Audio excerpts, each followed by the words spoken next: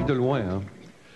Tu es en plein décalage horaire. Encore un petit peu, oui. Ça va très bien. Un petit peu vaporeuse, mais ça fait du bien. Je vole encore un peu. Bon, mais raconte-moi un peu, parce que là, ce matin, là, dans tous les journaux, il y avait, ou presque, il y avait les grosses photos avec le pape, en couleur, tout ça.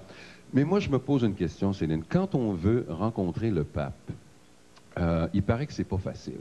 Il paraît qu'il faut passer par bien des chemins. Explique-moi, toi, comment tu t'y es pris. C'est vrai que c'est pas facile. Parce qu'il est bien occupé, d'abord. On ne voit pas le pape à tous les jours. C'est ça. Disons que ça fait 2 années de suite que je le vois, là. Mais on voit le pape à tous les jours quand même. Toi, tu fais partie des privilégiés. C'est que, je vais vous raconter quand même un petit peu l'histoire, comment ça s'est passé. C'est que les gens du parc commémoratif ont planté la rose du pape, Jean-Paul II, l'an dernier. Et ça s'est planté à Castel Gandolfo. Et ça, c'est la maison d'été du pape. Où tu es allé, d'ailleurs? Où je suis allée. Chanceux. Oui, chanceux. C'est tellement ça a l'air beau, hein? Là, ça n'a pas de bon sens. Alors, les gens du parc commémoratif voulaient absolument remettre une plaque de remerciement au directeur de Castel Gandolfo, le docteur Ponti. Alors, ils m'ont demandé si je voulais aller avec eux et remettre la plaque de remerciement. Alors, moi, naturellement, j'ai pas dit, ben là, je vais y penser. J'ai dit oui tout de suite. Tu as tout pensé d'abord. Je comprends.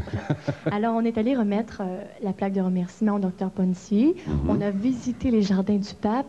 C'était extraordinaire. Moi, j'en reviens pas encore de ce que j'ai vu. Je suis allée à la ferme du pape aussi. J'ai bu du lait. C'était extraordinaire. Et les vaches du pape, disons-le. Hein? Non, mais je veux dire, c'était à lui. Les vaches du pape, les vaches canadiennes. Hein? Ben oui. Il y avait une quinzaine de vaches dans la ferme. Là, c'était des vaches canadiennes, mais c'est les vaches du pape. Ah, ben, regardons ça. J'ai bu du lait, puis il était bon, hein? Ça, c'était du vrai. Ça, c'était du vrai. Ça, c'était du vrai lait. Alors, pour rencontrer le pape, naturellement, il n'était pas à sa maison d'été. Il y avait...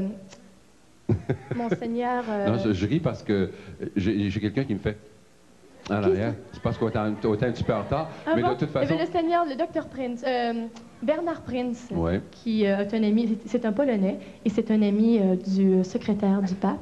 Et c'est grâce à lui qu'on a pu... Tu as passé 5 minutes en compagnie du pape. 5 minutes, tout le monde. Et ça, c'est rare, parce que 5 minutes pour une audience, c'est long pour 2-3 personnes. Alors, j'en ai profité pour lui donner un disque d'or de ma chanson Une colombe, que j'avais chanté pour lui.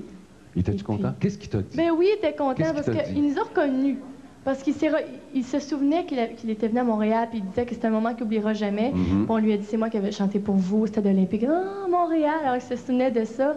Il était très content, puis moi, ben, il a béni toute la famille, il m'a béni. Puis ça a été un 5 minutes extraordinaire. Moi, j'en tremble encore. Non, mais t'as raison, c'est une...